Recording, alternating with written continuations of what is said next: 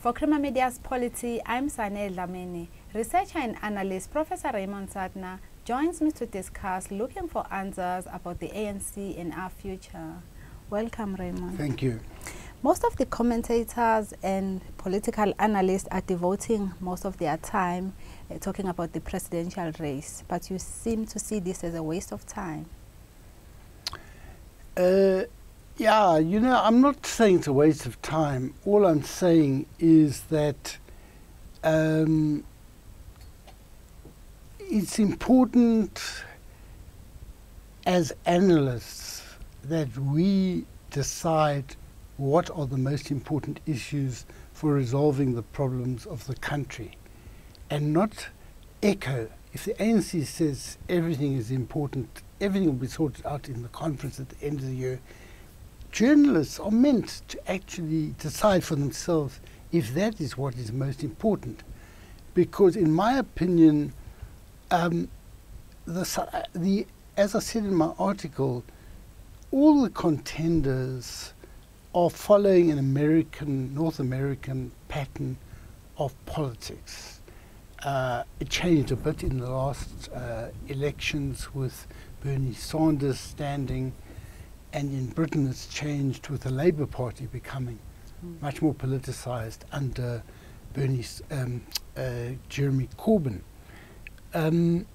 What I find is the problem with this is that it's not a politics about issues, about strategies, about how we actually resolve the problems of the country.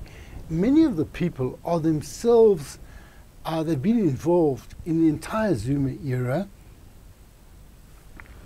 They are now saying, you know, we must charge anyone involved with state capture and corruption. And one has a sense that it's impossible not to avoid some cynicism when those who have been complicit in these things all these years suddenly say, well, let's return to the values of the ANC. Even saying return to the values of the ANC, you can't go back to something that's pure and unproblematic, because the ANC's values are something that would need to be debated in order to make them viable for the present. And I just feel that this fixation with this one's entered the race, that one's entered the race, no one is really asking what they stand for. What are the real ideas that are floating around? Now, when I was writing there about what it was like in 1990, and we were very concerned with political ideas. What should the ANC be? What should it become? Should it become a conventional political party? How should it deal with the economy? How should it deal with questions of so-called tribalism, ethnic identities, things like this? How does that relate to building a nation? Is it chauvinist to be proud of your cultures, things like this? And do we take cultures as being things that can't even be debated because someone may say, I'm proud of this lobola. It's been passed down all the years. It's my culture, I'm proud of it. Does that mean the debate is over and you can't question it? So what I feel about this is that big and small issues, there's a credibility problem, but secondly, it's a politics without politics. It is people who are standing for positions and you don't know what they stand for, what the difference is between them. Even if the one is allied with Zuma and the other is not, we don't have a plan, we don't have a vision. People need to see things that excite them, and that is not happening. And what do you say to the view that going into an alliance with business will actually dilute demands for social and even economic inequality? That thing, the question of business's role arises because business leadership South Africa has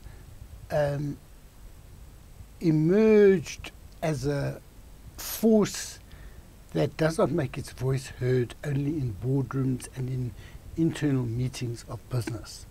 When COSATU called their strike, business leadership South Africa urged their members to let their workers take the day off.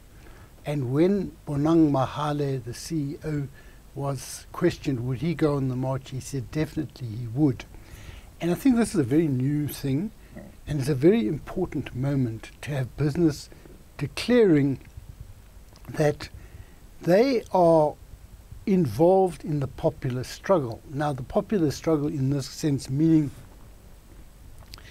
building a broad unity of South African citizens to recover the state from state capture. He referred to Zuma as a thief, and a number of other things he said there, which were very aggressive compared with previous business statements. Now, personally, I think it's very important because business is much more united than the labour movement at the moment. COSATU is very weak. Political organisations have not got a lot of credibility. And I think for business to join a number of forces who are calling for clean government, for legality and all of these things, is to have a powerful force joining us. Now, some people, however, who are on the left say, you know, when you do this, you are aligning yourselves with people who want neoliberalism, who are not concerned with social inequality being addressed and all these things. And what I've said before is that we must distinguish between building more than one force.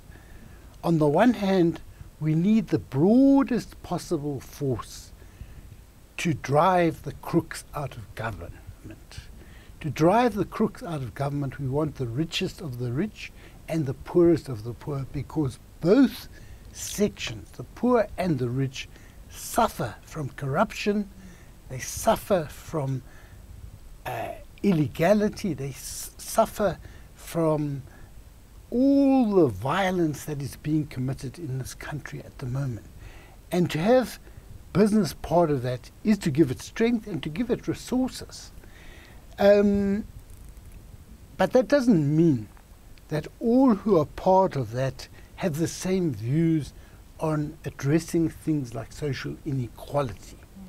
Now, that is a debate where you will probably find that most sections of business, most sections of business, recognize the need to address it, but they will not have the same answers as people on the left. Now, while you unite with them for legality, ending corruption, you contest over how we address social inequality.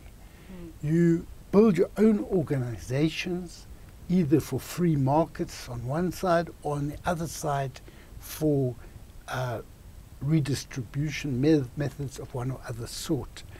And I think also within the unity, the broad unity of the rich and the poor, you're entitled to advance your ideas. You as a worker have the chance to speak to a business person, you advance your views. And I think you may well find that it helps to build a new consensus which can make it easier for us to address the problems of the present as well as the long-term problems of increasing wealth inequality and income inequality. This country has been the worst in the world for a while. I think Brazil was worse at one point, but now I think we are the worst, not only for income inequality. Income is your earnings. Wealth is more related to historically acquired wealth. And the gap in this country is the worst in the world for both. And we've got to address that, but that doesn't mean you can't unite with some of the wealthy over certain issues. It's important not to be sectarian.